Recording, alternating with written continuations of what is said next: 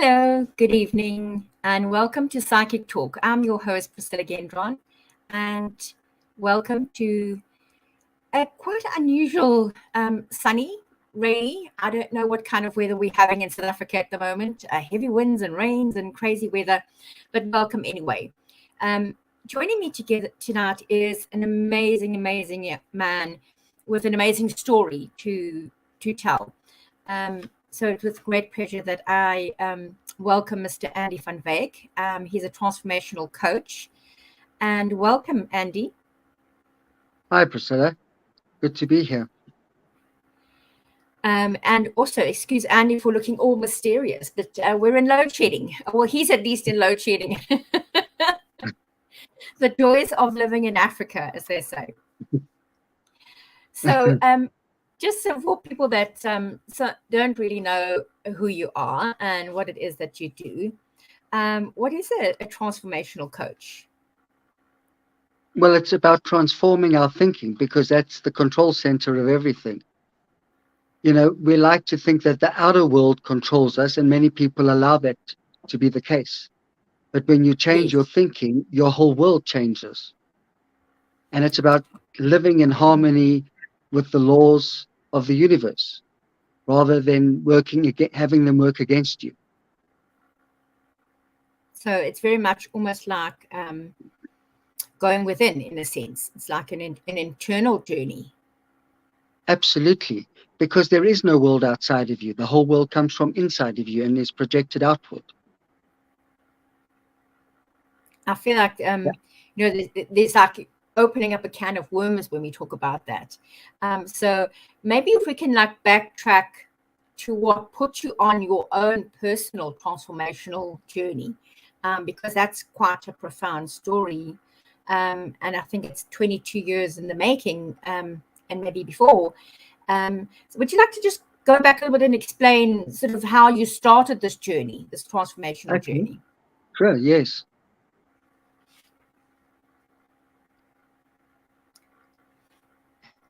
Essentially, a little more than, about 22 years ago, my whole life started falling apart in absolutely every area. And I reached the point where I realized something had to change. And I knew the way of the world wasn't working for me. But at this time, I'd already been delving into spirituality and consciousness. I'd seen a number of these spiritual people on the Oprah Winfrey show, which had piqued my interest. But I don't think it really came home to me until my whole world changed and I needed to start dealing with everything that had happened. And of course, one of those things that was in the process of my life falling apart was the HIV diagnosis. Yes. And this October, it will be 21 years since that diagnosis. And how has it changed and altered your life, in a sense? You know what? It's been a challenging journey, in many respects. But when I say challenging, I mean it in a good way, because it's through our challenges we grow and become more.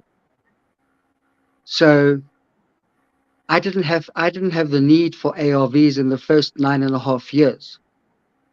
Yeah. My then doctor had at various points asked me to consider it, and I kept saying no, now is not the time. And then when I finally agreed to it, it was because my viral load had climbed 40,000 points. And he said, I really would like you to consider this. And I said, okay, now is the time. And he obviously got this, my medical aid Discovery to agree to me going on them. And I began the process. And in less than 3 months, my viral load went from 140,000 to undetectable. And it has remained undetectable ever since. I think the whole journey with HIV, when it first started to become known and make its rounds. I remember in the 80s, I was actually nursing at the time. And one of the things that we had to do, we had to go for specific HIV training.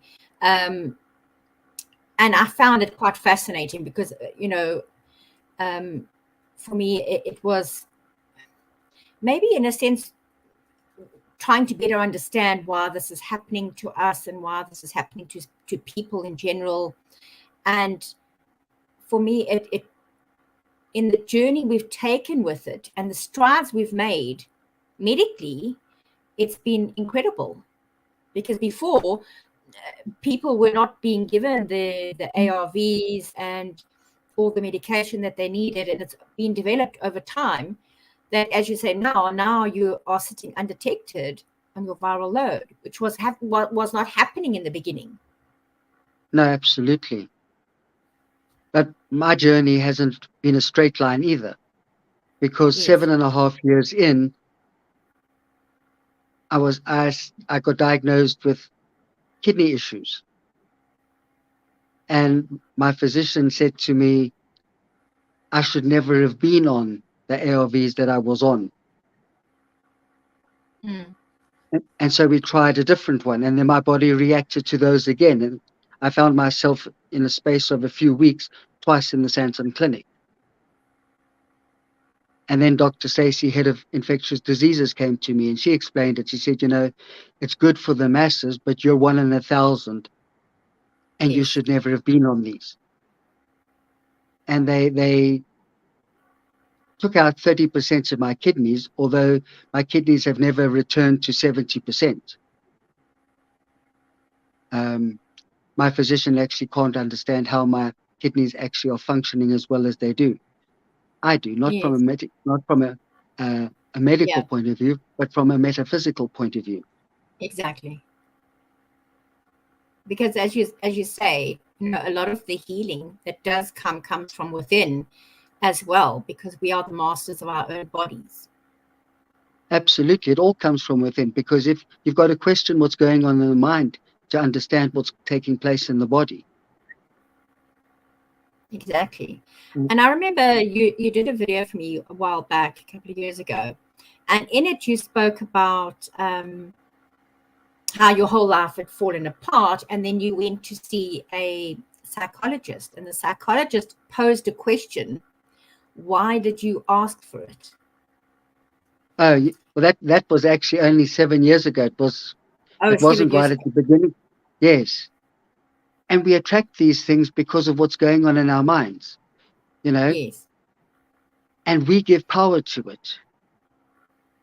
Exactly. So we're always co-creators in our own story. And there's many lessons to be learned from all of these experiences, because it's only from these experiences that we grow and mature and gain, hopefully, some wisdom. Without our experiences, we would have to give up the wisdom too. Exactly. And it's difficult because we always blame and do an external blaming, whereas it's like, okay, so why are we drawing this towards us? Why are we wanting this in our lives? Yeah. And I think it's hard for people sometimes because they think, well, I didn't ask for this. I know I've said it a couple of times myself. Absolutely. And it doesn't really matter, I think, in the end, where it came from. It's what you do with it that counts.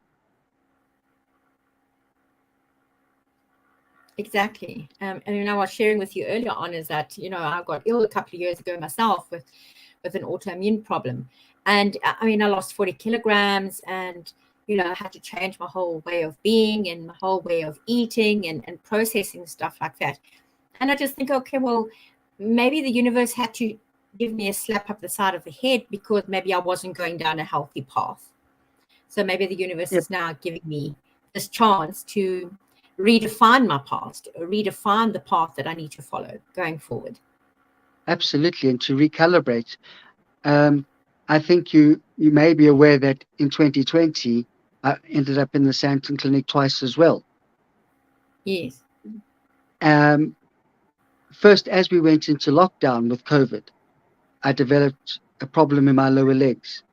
And I kept saying to all the doctors is it not a reaction to one of the meds? And no, they can't find any evidence of this. Yes. Later in that same year, in August of that year, I ended up in ICU in the Santon Clinic for nearly 5 weeks. And one of those meds had suppressed my bone marrow. Wow. Yeah, because you kind of wonder sometimes, the doctors come, and I talk from my own experience of what I've been through with the autoimmunes, that I dutifully went to the doctor and said, look, I've got these issues, and it was test after test after test after test, and then medication after medication after medication. And every medication that he put me on, I was reacting to and was making the problem worse and worse and worse. To the fact that I eventually just said, you know what, with the help of my sister and us, discovering and trying to find what the issue was, I stopped everything. I stopped all the medication completely, and I went completely holistic, which I think was my saving grace in a sense. It took longer for me to get over everything, and I'm still in the process of it. But I feel like it was the best decision to make, is that the medication wasn't doing me any good. It was doing me more harm. Yes. So in your instance, so what was happening then with your medication, and were they having to change it or take you off Yes. it, or did you go more Well, holistically? we changed it yet again. And for the last 3 years, it hasn't had any negative side effects, touch wood. But I think there's more to that experience anyway. First of all, I came to understand how perfect God's timing is, because everything unfolded to the second perfectly, or it would have been a very different story. Yes. One of the effects of a suppressed bone marrow is ulcers in the mouth and throat. I was in excruciating pain, and that actually doesn't even begin to describe it. It was beyond that. And they would give me morphine syrup in a syringe, which I would shoot down my throat, and even that didn't numb the pain. And I've come to understand that also. In that, just on that point about the ulcers in the mouth and the throat, if we had to look at it on a metaphysical or on a spiritual aspect, because our mouth is our communication, and our throat is our communication, as well as our consumption. So it's like what we're consuming, what we're saying, so what's coming in and out of our bodies spiritually, that's where it starts. So what do you think that they were trying to teach you in terms of the ulcers in the mouth? That one I haven't really got any clarity on yet, but there was so much that I did learn from the experience. As I said, first of all, about God's timing. Second of all, that we have what it takes to get through any experience. Yes. Because if I could get through that, anybody can, because I don't have anything everybody doesn't have. Yeah. When I was discharged by my physician nearly 7 weeks later, she said, "Oh, Mr. van Wyk, you're an inspiration. Life rides over you and you get up and fight." I don't really know what she means by that, except because through my whole time in ICU, I never had any negative thoughts. Oh, woe is me. Here we go again. Fourth time in this, in hospital. And I never had all of that. But I've learned to understand also that when you're faced with a life and death situation, you're totally present in the now. The mind doesn't have any time to create problems. Yeah. You're just right in that moment with what's going on in front of you. Exactly. You're just living in the present. And a lot of people actually teach that, being in the now, being in the present, because they say that's all that exists is the now. There's no past, there's no future, there's just the now. Yes. The only proof we have of a past is a thought. And well, the Yes, future hasn't even arrived yet. exactly. And when it does, it's now. So in going through all these things, um, with your health and with your life, and and your life going up and down like a roller coaster, because I know it affected your relationship and affected your career and your finances, everything took a downward spiral. How have you sort of like recovered and come out of that, in a sense? Priscilla, it's a process, because Yeah, a spiritual journey is not a straight line. People like to think that, if you practice spirituality, it's all, roses. And it's yeah, not, because it's not. there's the removal of so much conditioning that is standing in the way of the greater life. There's a lot of work to be done. Yes, And if you've committed yourself to that kind of life, you must expect that challenges are coming. The truth is, you're either coming out of one, going through one, or going into one. yes, It's a never-ending process, because it's always there to assist you, to bring you closer to God, to undo the smaller self so that you can have the real self. Even in the Bible, Christ said you have to die to be reborn, not exactly. physically, but you have to let the person you think you are go, so the real you can actually step forward. And that's, I think, sometimes hard for people to do that, to find out who the real part of us is, you know what I mean? Because we're so conditioned from the time we take our first breath, we're conditioned to fit into the little box or the narrative of the world. Absolutely. And it's in your face 24/7. You turn on television, it's there all the time. So you have to work very hard to not let that suck you back in, because the mass Exactly. consciousness is still there. So it's kind of like taking yourself out and thinking outside the box, in a sense. Yes, absolutely. Very much so. So I know this has been quite a sort of like profound journey that you've been on. What sort of led you to become a transformational coach? With the HIV diagnosis, there was always the calling that I needed to share my story. But it wasn't Mm, just about that, it was about everything. Because if you've lived it, you can teach it. yes, Because you can show people shortcuts on how to get through these things and how to deal with what's in front of them. And hopefully make it easier for others' journey. Because in truth, there's only one of us here anyway. So what I do for anyone else is helping me also. exactly. My favorite And expression is, you teach best what you need to learn. absolutely. And when I first started when I had my first, uh, I'd seen a psychologist, and I didn't, really connect with him. And at the end of the session, he said to me, "Andy, I feel like you're looking to me for answers." And I said to him, "No, but I need someone who's going to do more than sit back there and reflect back my feelings to me." And he proceeded to tell me all the different types of psychologists, and he's a humanitarian based on the Carl Rogers principles. And I said, "I understand that, but I can go to Lifeline and get that for nothing." Yes. And then I did a course called Quest, which I think was the first major step on my journey of awakening. And a short time after that, I got my first life coach. And one evening at her house, there were a number of her clients. We were all sitting around the dinner table, sharing our stories. And one of the ladies there got so excited when I shared mine. She said, "You're here to teach. You're here to teach. You've got to do this." Your own personal cheerleader. And it's so interesting when you are taking this journey and you meet people in your life, like for example, you met this woman who was so excited about the journey you were taking, even when you were taking those steps tentatively, you weren't quite fully invested in it.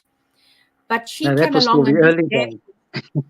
she gave you like a shove in the right direction, saying, this is what you need to be doing, you know.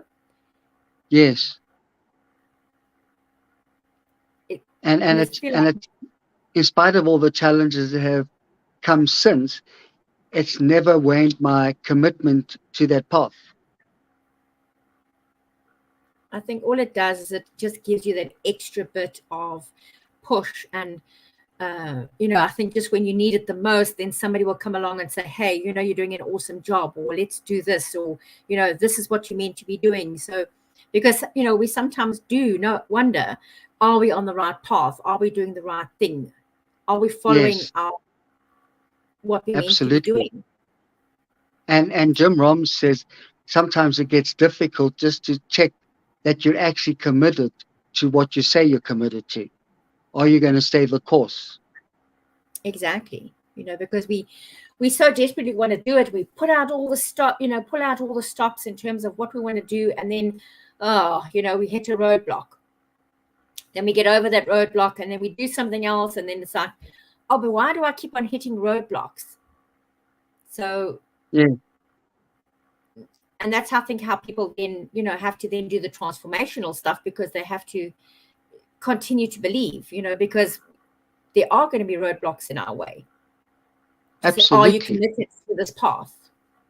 But roadblocks are not stop signs, they're qualifiers. Now that's interesting.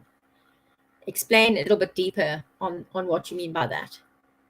Because with each roadblock, how you get through it and what you achieve, the person you become by having gone through it, qualifies you for the next step. So it's not a stop sign. It's not, oh, God, you've made this is where you climb off the bus. This is where you keep your foot on the pedal and keep going. Oh, that's interesting. So it's kind of like just, you know, taking you to the next step. You know, it's like in a video game, you're going to win that level to get to the next level. So it's not an obstacle. It's more a level that you've got to achieve in order to get your points to go to the next one, or the next part of your life.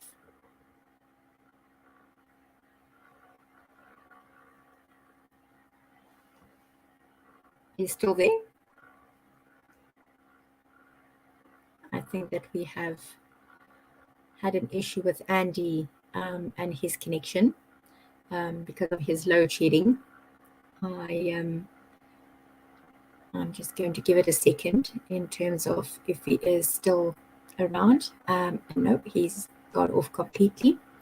So what I'm going to do is, if anybody would like to get hold of Andy, he is going to be available for